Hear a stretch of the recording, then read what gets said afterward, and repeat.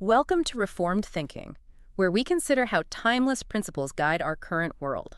It is really good to have you with us as we seek to understand and apply truth to contemporary questions. Today, we are taking a deep dive into, well, an urgent and really compelling topic, the agricultural reconstruction of Ukraine after the war. Mm. This situation brings together some very practical challenges with a rich theological outlook. Indeed. We will be looking at how strategic efforts, guided by Reformed thought, aim to rebuild a nation's ability to feed itself and also bless others. We have gathered a collection of sources that lay out a fascinating blueprint, really. It goes from the current state of affairs to the guiding principles and, the concrete steps for recovery. Right. Our mission today is to uncover the most relevant insights for you, the listener, so you gain a holistic picture of this ambitious endeavor. We will examine not just the what, but also the why it all matters, tracing how theological convictions shape tangible action on the ground. Okay, let's begin by grasping the present reality. Our sources paint a stark picture of a nation, historically known as a global breadbasket, that is significantly impacted by conflict. Yeah, stark is the right word. What stands out to you as the most critical challenges facing Ukraine's agricultural sector right now? Well, the data points to several critical issues, each with its own devastating ripple effect. First, and perhaps most immediately chilling, is the sheer scale of unsafe land. Right, the physical land itself. Exactly. Approximately 1/4 of Ukraine's arable land, that's about 2 million hectares of cropland, still carries the deadly residue of war. You mean mines, things like that. Mines are unexploded ordnance, yes. This isn't just a statistic. It's described as a lethal inheritance of war. It physically keeps tractors out of fields and farmers from their livelihood. I can only imagine looking at land is fertile, but... Like, you can't touch it. It's a silent, deadly trap. Now, clearance teams are tirelessly at work, releasing over 5,000 hectares in July alone and over 1,000 in Kyiv Oblast since January. That sounds like progress, at least. It is progress. And government teams cleared over 39,000 hectares in the first half of 2025. But the overall task ahead is still monumental. Just a fraction of what's needed. A fraction, yeah. To really unlock Ukraine's full agricultural potential. That's staggering, effectively trapping productive land. It's not just an economic loss, is it? It must be a deep psychological burden, too. Absolutely. And then there's the human element, the workforce itself, the people who would actually work these fields. Right. What's the situation there? The human element is another critical scar. We see a considerable farm labor shortfall, which has widened to more than 30%. 30%? Why so high? Well, it stems from multiple factors. Conscription has drawn many able-bodied men from their farm roles into military service. Beyond that, displacement from rural areas and emigration. People fleeing conflict zones or seeking refuge abroad have created a vacuum. So it's not just about available hands. No, it represents families uprooted, communities fractured, and a future workforce that needs to be nurtured and brought back. It presents both a severe practical challenge and a profound moral consideration. And getting the produce out once it's harvested, what about the infrastructure for exports? Ukraine's role as a global food supplier depends on that, doesn't it? Yes, and export bottlenecks persist. That's a major choke point for the agricultural economy. Key arteries have been severely impacted. Like the ports. Damaged rail spurs, shell-scarred Black Sea terminals, they limit access to global markets. The Black Sea corridor, historically vital, remains precarious. But are they finding ways around it? They are. Our sources point to remarkable adaptive measures. Alternate Danube River routes and overland solidarity lanes through neighboring countries have stepped up. Really? How effective are those? Quite effective, actually. For example, 2.5 million tons of grain moved via these alternative paths in March alone, including a record 1.1 million tons of wheat. And the Danube River elevators now carry about 45% of Ukrainian exports. That's a testament to significant logistical adaptation under duress. 45% just through the Danube. Wow. Yeah. This diversification, born of necessity, suggests a future strategy must continue to focus on multiple export pathways to ensure resilience. Makes sense. Avoid putting all your eggs in one basket, especially a vulnerable one. Mm-hmm. Okay, beyond the physical infrastructure and labor, what's the financial and social picture like for farmers and citizens on the ground? Are people able to, make ends meet, put food on the table? The financial strain is palpable. Right. The National Bank warns of a potential harvest-driven GDP contraction for the broader economy. And for individual farmers? There's potential credit distress for 1 in 5 farmers unless fresh capital arrives swiftly. Direct war losses in agriculture top U.S. $11.2 billion. 11 billion, that's huge. It contributes heavily to this widespread insolvency issue for a substantial portion of the farming community. And the impact echoes through society. How so? About 5 million Ukrainians, that's 15% of the population, are skipping meals or incurring debt just to eat, according to the World Food Program. 15% skipping meals in Ukraine. It reveals a dire food insecurity situation, a tragic irony in a nation once considered the breadbasket of Europe. And then there's the broader issue you hear about, corruption. That can hinder any large-scale recovery effort, can it? Regardless of the best intentions or capital. Yes, it is a significant obstacle. Ukraine's 2024 Transparency International ranking, 104th out of 180 countries, indicates persistent issues with informal fees and illicit practices. And that adds costs. It can inflate project costs by 20% or more. It's a substantial hurdle to efficient and equitable reconstruction. It's not just about money being diverted either. What else? It erodes trust, discourages investment, and ultimately undermines the very foundations of recovery. This context profoundly shapes how any aid or investment must be structured. So transparency and accountability are crucial. Not just good practice, but a moral and operational imperative. It is clear that the scale of the challenge in Ukraine requires more than just technical fixes or financial aid. Definitely. Our sources present a perspective that goes beyond statistics and infrastructure, rooted in what's called a reformed conscience. What does this framework offer for Ukraine's recovery? How does it differ from other approaches? Well, this approach insists that sustainable recovery happens when, let's say, agronomic best practices are linked to biblical ethics, stewardship, justice, mercy. So it's integrating faith and practice. Yes, it views human efforts as being built into a larger redemptive structure. True flourishing isn't just about economic output, but about cultivating a society that honors God and serves its people. It's a refusal to see recovery as simply humanitarian triage or, technocratic engineering. The sources outline 5 interlocking doctrinal pillars that provide theological coherence and moral footing. 5 pillars. This ensures that every practical endeavor is rooted in a greater purpose. It's distinct from a purely secular approach focused only on efficiency or a purely philanthropic one just meeting immediate needs. Here, the underlying conviction shapes every action. Let's delve into these pillars then. The first is stewardship of creation. How does this shape the view of land and agriculture in Ukraine's context? Stewardship begins with the recognition that, the earth belongs to the Lord. Humanity serves as stewards, not ultimate proprietors. Yep. Psalm 24.1 makes that clear. Right. Genesis 2.15 portrays Adam as a gardener king called to work and keep the soil. It implies a charge of responsible cultivation for God's glory. So not just using the land, but caring for it. Exactly. It translates into a refusal to treat farmland as a disposable commodity or simply a resource to be exploited for short-term gain. This principle particularly pushes back against historical legacies of intensive extractive agriculture, like those under Soviet-era farming, which often stripped the soil.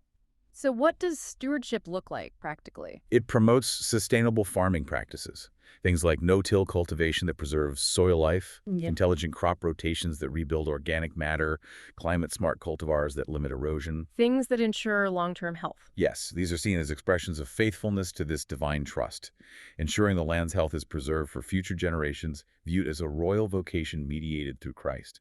It's a theological call to faithfulness. So it's about treating the land as a gift with a long-term vision, not just a resource to use up. That has deep implications. What about the idea of common grace and providence? How does that shape alliances? This pillar acknowledges that God's benevolent ordering of the world extends to all people, regardless of belief.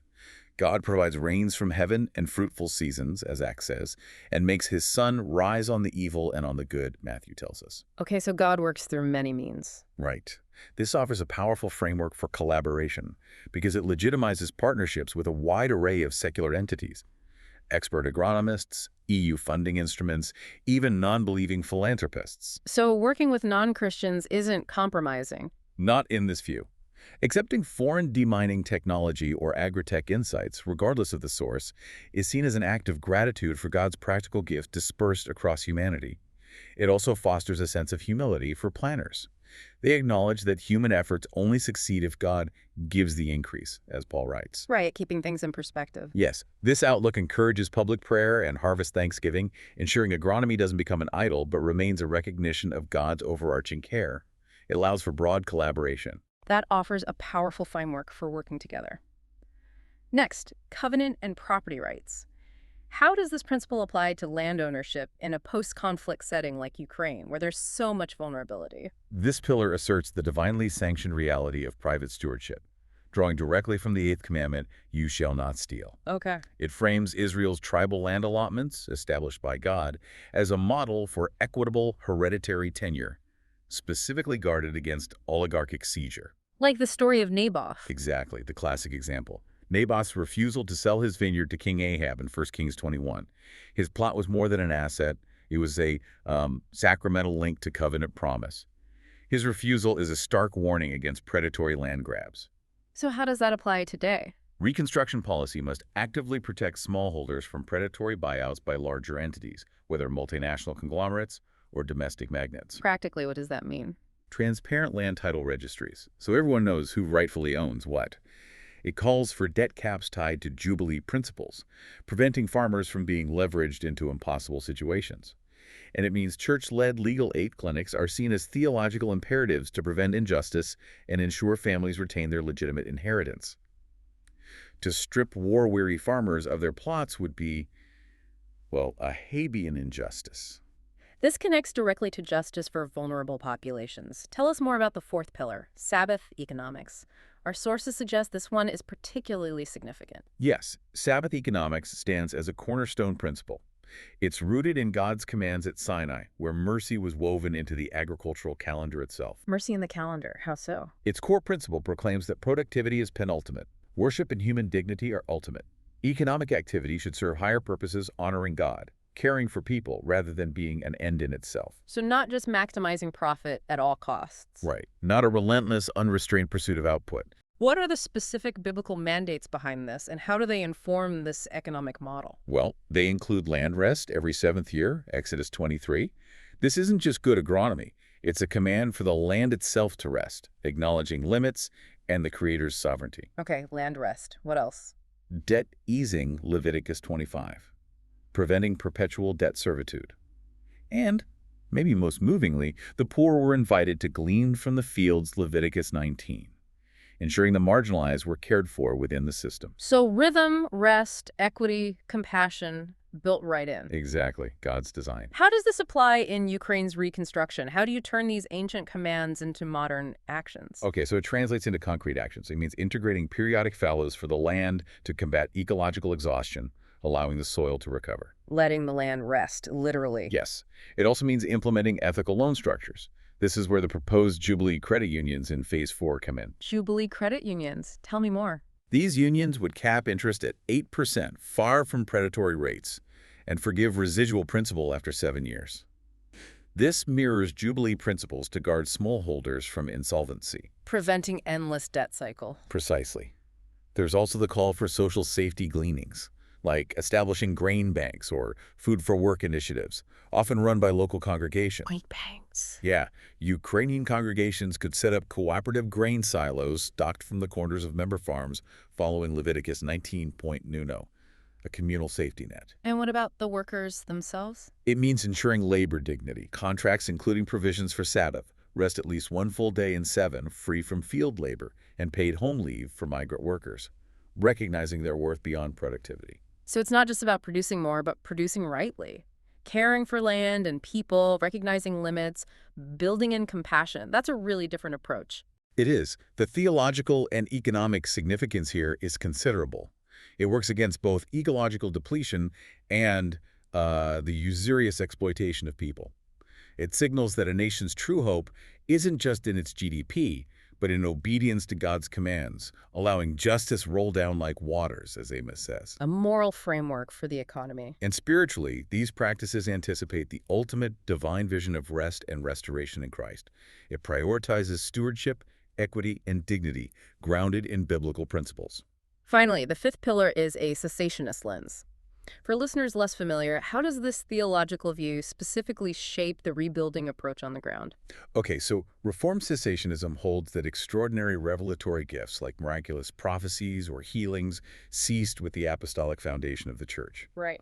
What this means practically for reconstruction is that while prayer is indispensable, we don't expect miraculous overnight solutions that bypass human effort. Rebuilding relies on ordinary means. Ordinary means like what? Diligent study of God's Word, sacraments, faithful prayer, and importantly, sanctified expertise.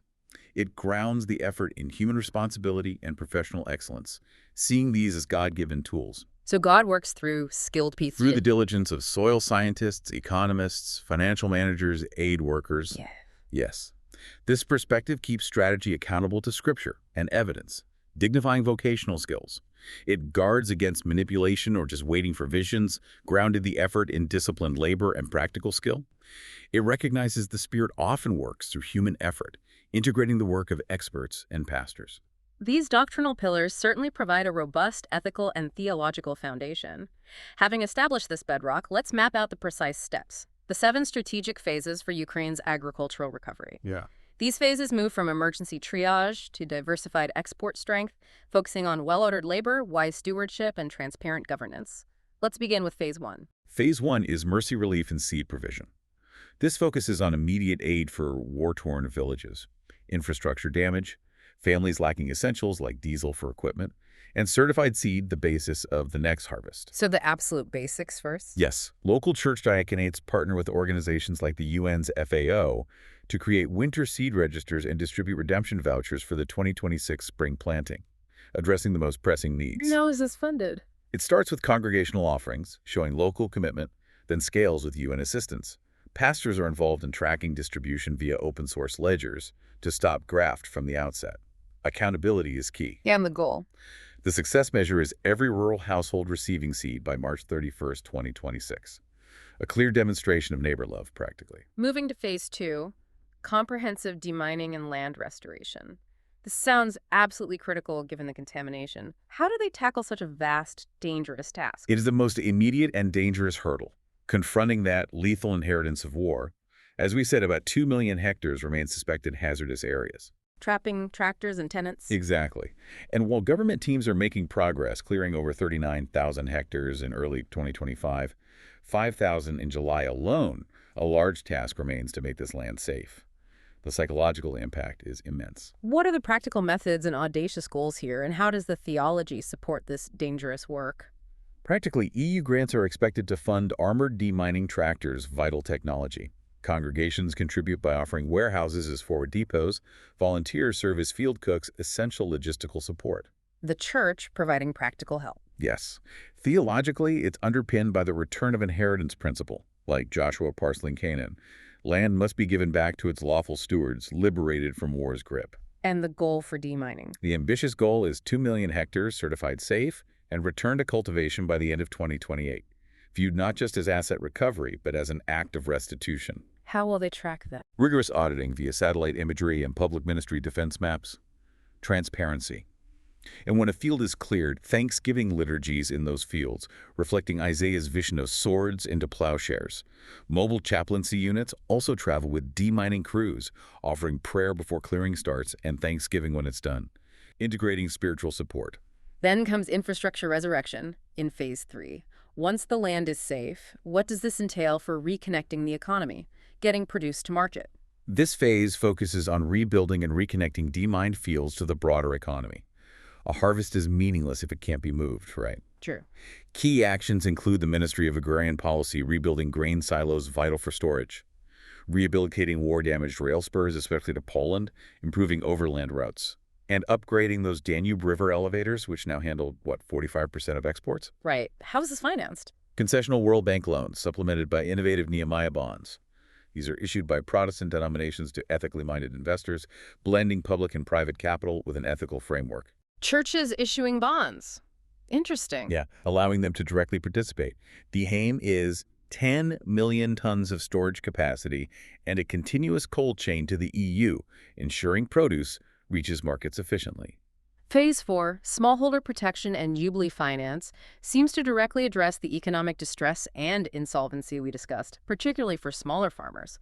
This sounds like a creative solution. It's designed to be. Confronting that agrarian credit crunch where war losses over $11 billion left 1 in 5 farmers technically insolvent, conventional lending would just drown them. So, what's the alternative? This is where Jubilee Finance comes in. Newly chartered Jubilee credit unions, supervised by reformed elders, staffed by veterans retrained in finance. Okay, what makes them jubilee?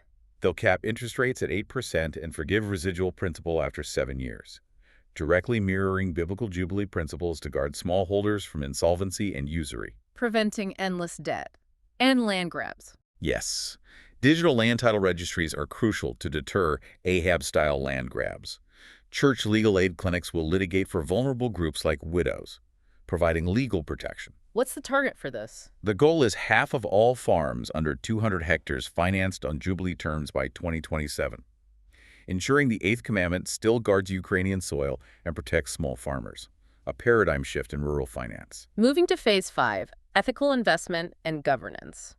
How does this attract larger pools of growth capital while upholding these core principles and guarding against corruption? This phase aims to attract larger capital while maintaining covenantal integrity, ensuring foreign investment is a blessing, not a burden. How do you ensure that? Dutch and U.S. agritech firms are encouraged to take equity stakes, but only after signing honest scales covenants. These mandate publishing invoices, pesticide logs, carbon footprint data transparency. Holding foreign actors to a higher standard. Exactly. Pastoral watchdog boards, elders trained in data analytics, will audit ledgers' independent oversight, bringing the church's moral authority into finance. The International Finance Corporation helps gather private funds, but under these strict ethical guidelines. Progress is gauged by a 20% improvement in Ukraine's corruption perception score. Measured by Transparency International. Yes, and mirroring every public contract on an open data portal, making ethical compliance visible and measurable.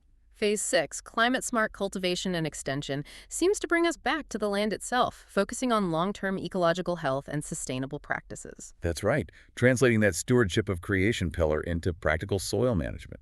It involves Ag University researchers and seminary field schools teaching sustainable practices. Like what specifically? No-till drills, cover cropping, drought-resilient wheat cultivars, vital for adapting to climate change. This knowledge is targeted at returning farmers and new laborers, relevant given that 30% labor shortfall. Helping reintegrate workers with updated skills. Yes. USAID's Farmer to Farmer grant provides stipends. Churches can offer dormitory space, supporting the education.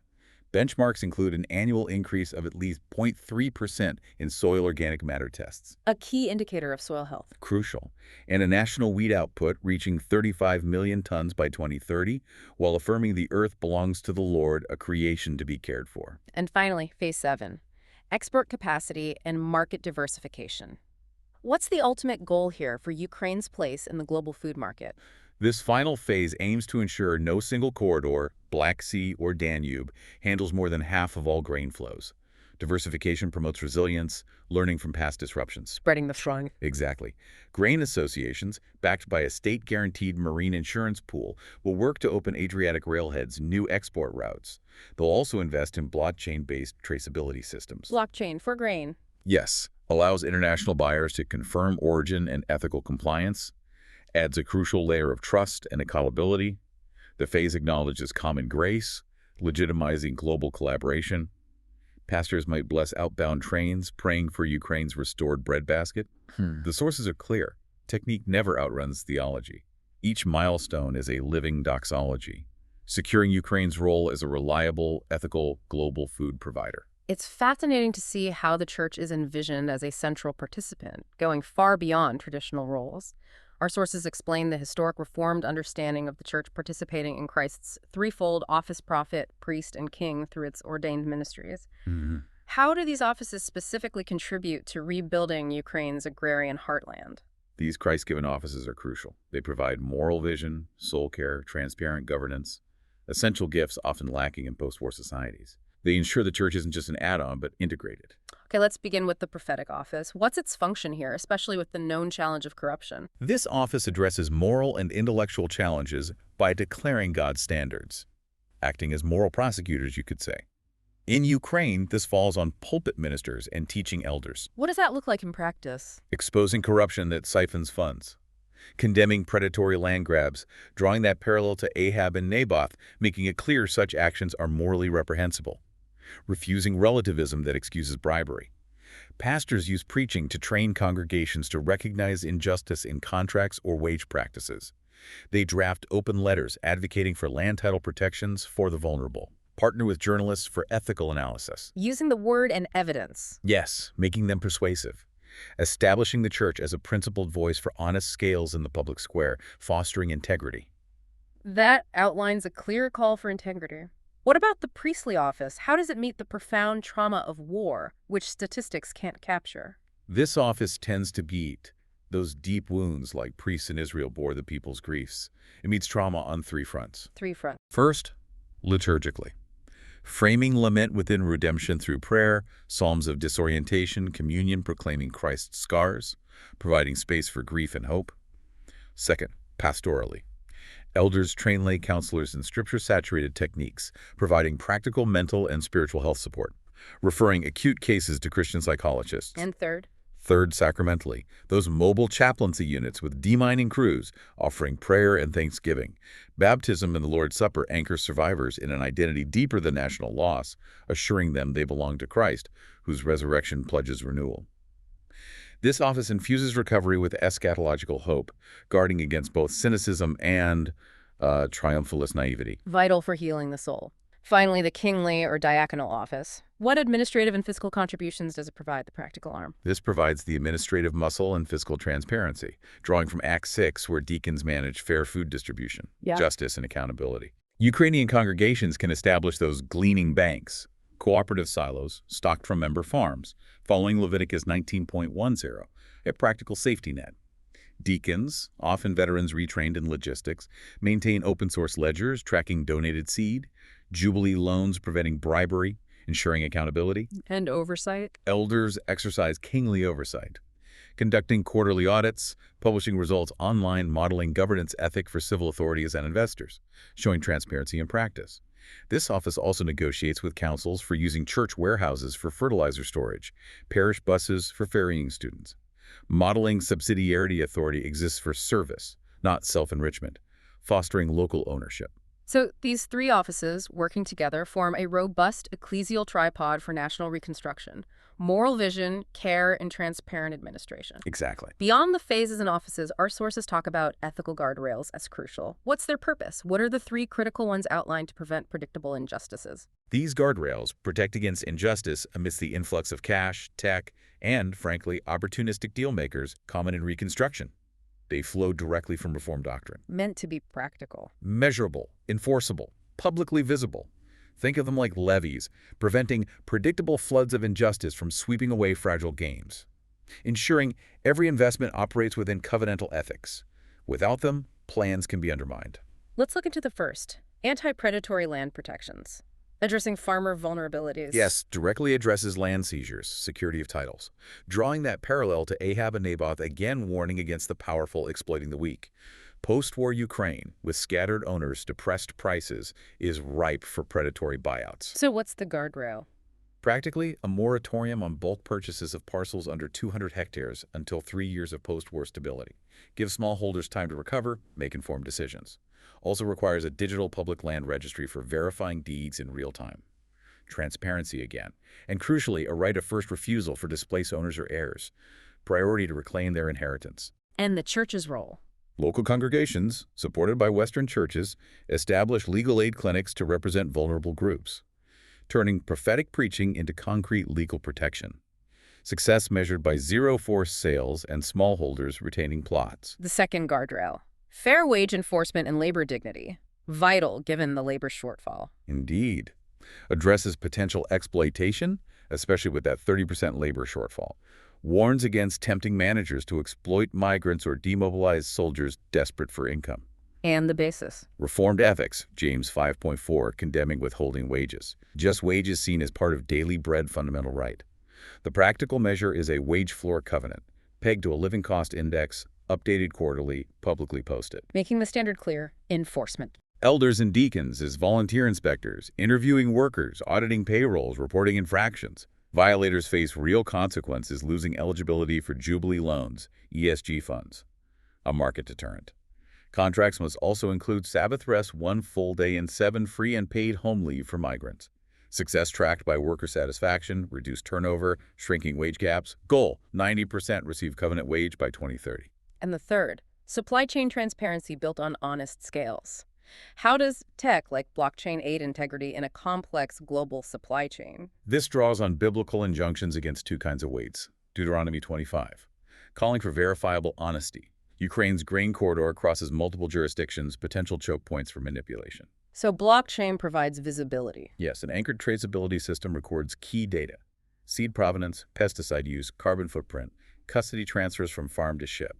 Each transaction generates a cryptographic receipt viewable globally. By regulators, churches, buyers. Everyone. Pastoral watchdog boards get dashboard access, publish quarterly integrity reports. Any actor manipulating data faces penalties, losing export licenses, funding independent monitors. Strong disincentive. And the benchmark. A 20-point gain on Ukraine's Corruption Perceptions Index by 2030, driven by these ledgers and reports. These guardrails preach moral principles, making integrity visible, turning John 3.70a into institutional architecture.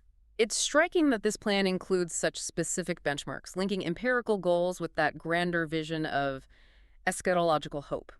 What are these key mile markers for recovery by 2030? These benchmarks serve as sextants for a nation steering toward the eschatological shore, placing each metric within the larger story where Christ makes all things new, allowing churches and authorities to say, "Thus far, the Lord has helped us." Let's look at the first. Land made safe, target and significance. Goal: 2 million hectares certified safe and return to cultivation by end of 2028, viewed as an act of restitution, echoing Joshua, symbolizing land returned after desecration. Success is celebrated with Thanksgiving liturgies, dramatizing Isaiah 2.4. Moving beyond asset recovery to covenantal restoration. Next, bread for body and neighbor, addressing fundamental human need, the aim. Reduce the number skipping meals or incurring debt to eat to below 1 million by 2030, down from about 5 million now. Achieved not by endless aid, but restoring purchasing power. Rising wages, revived transport, local gleaning banks. Reversing hunger signals the first fruits of the coming banquet in Isaiah 25.6, underscoring the theological significance of ending famine. How about harvest restored? What does this mean for national output? Benchmark: push national wheat output to 35 million tons by 2030. Achieved through climate-smart cultivars, no-till adoption, rehabilitated irrigation. A significant increase from the projected 22 million tons for 2025. Back towards pre-war capacity. Yes. Achieving this not only feeds domestic demand, but also blesses import-dependent nations, concretizing God's promise to Abraham in Genesis 12.3. Ukraine's breadbasket nourishing the world again. And just wages secured, ensuring fairness for laborers. By 2030, target is 90% of laborers receive at least that covenant wage, the living wage floor indexed quarterly. Cooperatives using Jubilee loans must certify it. Violators lose credit. Market incentive: anonymized payroll uploads document progress. When the poorest receives fair pay, the church can honestly pray, "Give us this day our daily bread," knowing it hasn't withheld bread from others. What about corruption curbed? Measuring progress against such a pervasive issue. Oh. A 20-point gain on Ukraine's Transparency International Index by 2030. Ukraine currently 104th, driven by those blockchain grain ledgers recording every transfer. Verifiable honesty. Pastoral watchdogs publish integrity reports, turning John 3.2 into architecture. A rising score signals righteous dealing is the business climate itself. And finally, soil restored, bringing us full circle to stewardship. Agronomists aim for an annual increase of at least 0.3% in soil organic matter tests. Crucial marker, as it's fallen below 4% in some regions. Achieved via cover cropping, manure incorporation, slow regeneration, healing the earth. And the theological link. Because Adam was formed from Adama, the earth, healthier soil, preaches the incarnation, signifying a deeper healing of creation, reflecting God's desire for all things new. These benchmarks, though technical, are seen as means by which God's providence ordinarily works. Every mind lifted, stomach filled, wage paid, ledger opened, soil improved. It's considered a small line in a great eschatological script, pointing towards the ultimate harvest, renewed creation. What a comprehensive deep dive into this blueprint for Ukraine's agricultural reconstruction. We've seen how current challenges are met with strategic phases, built on reformed principles, implemented through the church's vital offices. It truly highlights how practical efforts and theological convictions integrate, aiming not just for economic recovery, but for a flourishing society rooted in justice, mercy, wise stewardship. The ethical guardrails, measurable benchmarks, they show a clear path forward, with eyes fixed on the greater hope. As you consider all this, what might it mean for you to apply this understanding of principled action and long-term vision in your own sphere? Perhaps identifying areas where long-term thinking, fairness, or diligent, transparent effort can yield not just practical results, but contribute to a deeper good in your particular field or situation. We trust this deep dive has given you much to ponder. Thank you for joining us on Reformed Thinking. We look forward to our next conversation. Until then, may you be blessed in your own journey of thought and application.